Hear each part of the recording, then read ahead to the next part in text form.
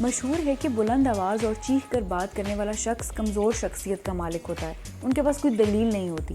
اسی لیے جیسے جیسے کسی کی آواز بلند ہوتی جاتی ہے ان کی پرسنالٹی میں چھپی کمزوریاں سامنے آنے لگتی ہیں جنہیں شاید وہ چھپانا چاہتے ہیں.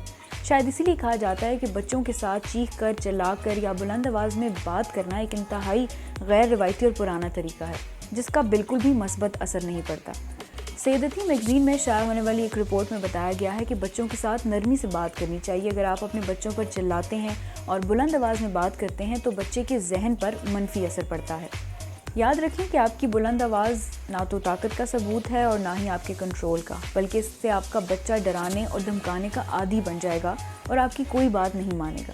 والدین میں سے کوئی بھی اگر بچے پر چلا کر یا چیخ کر بات کرتا ہے تو بچہ اپنے بچپن کی منفی یادیں ذہن نشین کر لیتا ہے، جس سے اس کے اندر کی خود اعتمادی ختم ہو جاتی ہے اور وہ ایک نیگیٹو ماحول میں گرو کرتا ہے.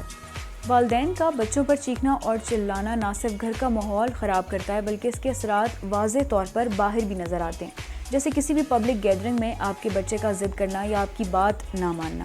اس عادت سے خود کو کیسے روکا جائے؟ اگر آپ کا بچہ کوئی غلطی کرے تو آپ کوشش کریں کہ اس پر چیخنے اور چلانے سے پرہیز کریں، بلکہ اس سے نرمی سے بات کریں اور غلطی کی وجہ جاننے کی کوشش کریں.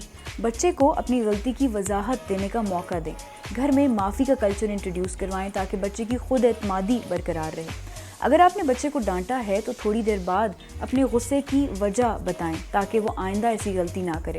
بچوں کو مارنے سے پرہیز کریں تاکہ ان کا آپ کے ساتھ تعلق قائم رہے.